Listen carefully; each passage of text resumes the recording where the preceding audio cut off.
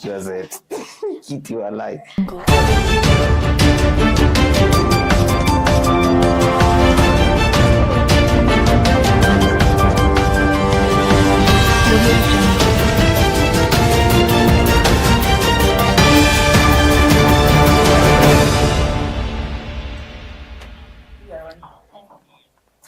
A very good afternoon. Welcome to our today's news desk at 1 p.m. Thank you for tuning in. With me, Maryann Gatu. And me, Joseph Kamau. On to our first news. President William Ruto has today morning chaired a special cabinet meeting to discuss the flood situation in the country. This comes as floods death toll rises to 169. Ruto announced the meeting yesterday on the sidelines of the International Development Association IDA 21 summit in Nairobi. We are prepared for the situation that we face. We already have food supplies in place. We already have support for those displaced in place. The floods that are ravaging our country, we have close to 10,000 people displaced in Nairobi. We have already a robust program led by none other than my deputy, who could not even attend this meeting because he is focused on making sure that we deal with those who are affected. We have mudslides that are affecting Kenya. In fact, there is an ongoing exercise, as I talk to you, by the whole of government to make sure that those affected by the mudslides are taken care of. And tomorrow morning, we are having a cabinet meeting to be able to discuss on additional measures that my government is going to take to make sure that citizens who are victims of climate change, who today are suffering floods, they are suffering mudslides, are looked after. It is a realization that while we had a drought a year ago, today we have floods. A year ago, Malawi, Zimbabwe, Mozambique were having floods. Today, they are having drought. That is the reality. That is the new normal, as I said, of our situation, and we have to continuously work at it. Excuse me. We have already established a 24-hour disaster center. We are monitoring the situation. Our take and that from experts show that these rains will taper and that we will see a lesser intensity of rain. But that is not to say that we are less prepared or we are letting down our guard. We will continuously be monitoring the situation so that we can take care of any emergencies. Already, we have sent out messages to citizens who live in precarious situations, and we are using our provincial administration to even move citizens away from those areas, even if they don't want to move, because we want to look out for.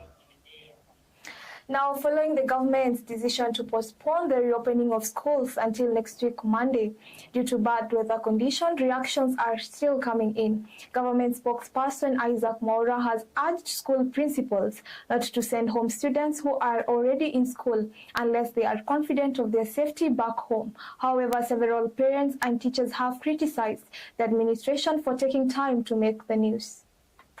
Hiyo postponing naomba iendelee ndio tupate nafasi ya kujiexpress. How do you expect them to be retrieved back? For surely in the morning parents are calling, the other car, everybody is being disturbed. Why are you not in school? The students are already in school. We need timely communication. It was time and the status, the signs were clear. But the government took too long to learn the signs of the weather. I don't know what is happening. When you talk to parents at night, when the students have already been packed to go back to school. To me as a parent, I was a bit concerned because even if the school is not flooded, the access to the school, there are students who are using the buses, there are students who have to cross bridges that have been washed away. And so it is good for the government to quickly sit down and look at the challenges facing our children, because there's no need of opening schools and then we lose our children, whether they are trying to cross the rivers or bridges or even the transportation. Tukukuwa affected kwa matangazo ya waziri, ijapokuwa kwamba walimu wote walikuwa wamesha ripoti kuanzia saa 2, na tayari tumeketi tukifanya mikakati ya matayarisho ya kuwapokea wanafunzi. Those who may have were on transit today and they've had to first reach school before they go back. And that decision, we are calling upon the head teachers to be cautious about it, such that if they've already arrived at the destination and going back will make them to be to face the risk of flooding, again, the principal should make the best decision for the best interest of that student or that child.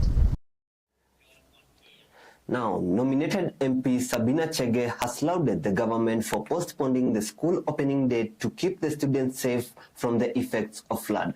Honorable Sabina, on the other hand, urged the government to be communicating earlier to avoid misunderstanding and confusion among school heads, parents, and students. She added on by requesting parents to safeguard their children during the heavy rains.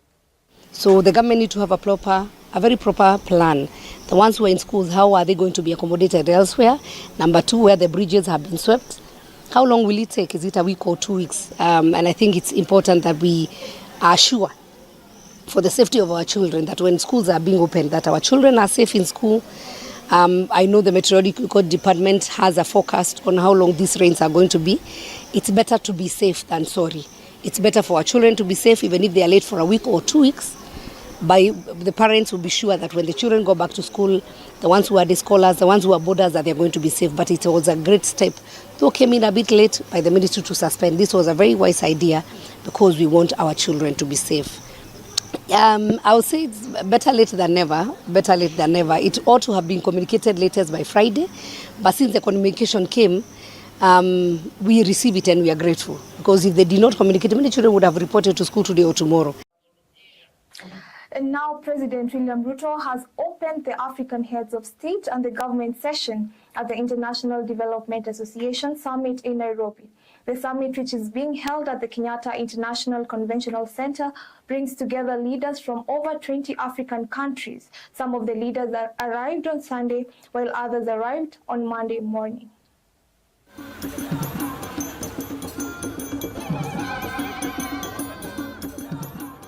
We are here united by a shared vision for the future of Africa, a continent that is rich in diversity, in culture, in potential. IDA exemplifies the best of global cooperation, characterized by compassion, lasting dedication, and a fruitful collaboration. Africa needs socio-economic transformation. The pregnancy must become a baby. The baby must grow and become a teenager. The teenager must grow. That's what happens in life. Despite the anguish Malawians have gone through and the pains they feel, Malawi has not only survived, but is in fact showing signs of recovery. We believe that it should be a collective effort to highlight both the impactful success stories of IDA and the potential that IDA still has. Like many IDA countries, Ethiopia faces unemployment and a skill gap challenge. Doubling IDA to provide more concessional facilities to our countries is of utmost importance to help us cope with these challenges. Now, more than ever, long-term concessional financing is vital. As many Africans and other developing nations face severe debt crisis, this financial strain hampers our efforts to combat climate change, transition to low-carbon economy, and adequately fund essential sectors like education, health, and social protection.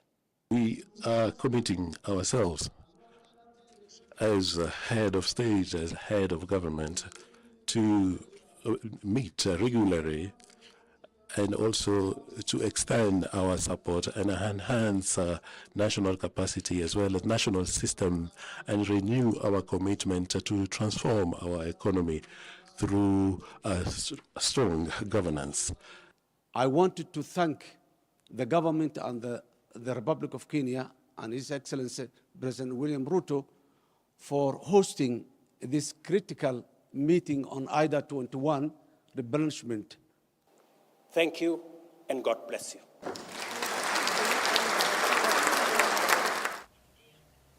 Now we're going to take a short break. We'll be back with more news updates.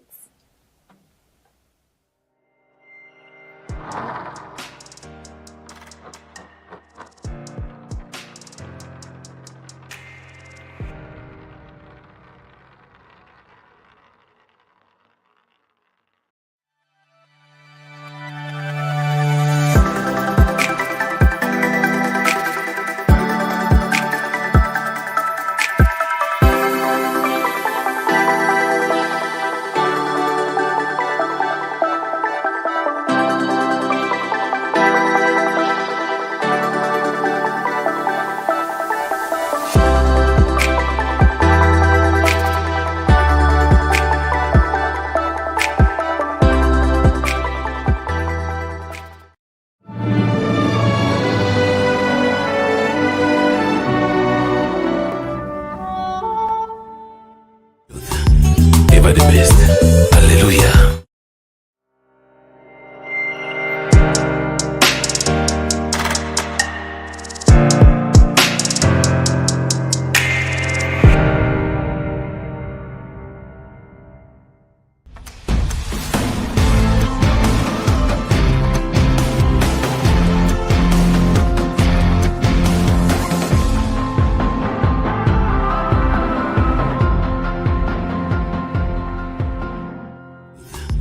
Ever the best. Hallelujah.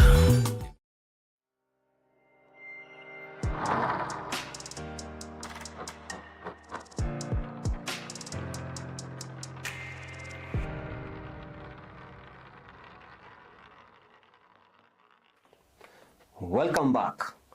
5 people have been killed in a bomb attack in northern Kenya. According to the Ministry of Interior, the bomb, which exploded in Elwak town in Mandera County near the border with Somalia, wounded 5 other people. Yet, there was no claim to the responsibility of the attack by any group or faction. The bomb had been placed on a donkey to avoid detection. Nilisimama kaanza kuongea na wenzangu. Sasa ndio niliona watu wameanza kuamka mahali walikuwa, kuangalia ni moshi na nikasikia mlipuko mkubwa. Kuangalia mahali walikuwa wameketi, sasa ndio nimeona watu kama wanne wamelazwa chini. Kulikuwa ni incident imefanyika hapa town Elwak. Kulikuwa na watu hapa, watu wanakuja kukusanyika kuangalia kazi, kungoja kazi. Sasa katika ile harakati ya asubuhi tumesikia mlipuko kubwa. Kapiga watu, wataka kufa, wengine kaumia, watu wengi sana wameumia. Hali ya usalama imekuwa ni mbaya sana upande huu wa Northeastern. Sasa tunaomba serikali tusaidie sana, iangalie upande wa usalama. Now, the Ministry of Interior has issued a stern warning to individuals and Kenyans at large who continue to ignore safety advisories amid the ongoing heavy rains that have occasioned, destroyed, and caused deaths across the country. In a statement, Interior Cabinet Secretary Professor Kithure Kindiki says that the enforcement arms have been deployed to assess all risky areas, and anyone found risking the lives of Kenyans, especially those in distress, shall be held liable. Kindiki's directive comes as 6 more people died in Mathoya sub-county when their homes were swept by landslides on Sunday night. Most of the households were not affected, but then all the farm crops were submerged in water. So what I can advise the community of Murang'a is, let's be cautious. In case of anything, call us. We have our toll-free numbers 1199. Kumekuwa na miporomoko, mambo imekuwa mingi huko, watu wamekufa. Na sasa kama watu wa vijiji tuliamka asubuhi kuanzia saa 6 tumekuwa huko. Sisi tumekuwa tukipigana, tukingangana juu venye watatokelezea, na kwa saa hii asubuhi ndio tumeanza kupata usaidizi kwa watu wa serikali. Kilikuwa inatakana ibebe watu 20 peke yake, watu 55 walipata. Kama sio ile overloading, ile meli haingezama. Maana kumekuwa pale na boti 3. Lakini hii moja ilikuwa inajaribu kukimbizana na hii nyingine na ilikuwa imesahau kama imeoverload. Nasahau ya kwamba hiyo hydroelectricity inashikiliwa na dams. Na hizi dams zikijaa maji zinafungua maji na zinashuka Tana River County. Kwa hivyo Tana River County tunapata hasara kubwa kwa sababu ya dams ambazo zinasaidia Wakenya wote. Kwa hivyo tungependa wakati huu ambao tunabeba msalaba wa maendeleo ya Kenya nzima, na sisi tusaidike kama Tana River County. Tunataka serikali iende kwa uharaka sana Tana River. Tunataka rescue team ikiwa hapo, kwa sababu kama ile boat jana ilikuwa pale, mostly ni private boats ndio zilikuwa pale. Hazikuwa na zile boti ambazo ni za serikali. Kwa wale watu ambao wanaishi karibu na mto, karibu na areas ambazo kuna uwezekano wa flooding, hawapewi nafasi za kutosha kuweza kuambiwa waende juu. Kwa hivyo KenGen sensitization haijafanywa. Kwa hilo we want to demand compensation to those specific families affected. Still on matters floods, police in Embu closed the busy Embu-Meru highway at Ikongo Bridge following the sinking of the soil on one side of the bridge. The Embu County Police Commander, Nicholas Maina, has asked motorists coming from Meru to divert to the left at Kivwe to Kikururina and Mudatari, then proceed to Nairobi, and those heading to Meru to divert at Motonduri to Kianjokoma, Runyenjes, and then proceed to Meru. Here's the report.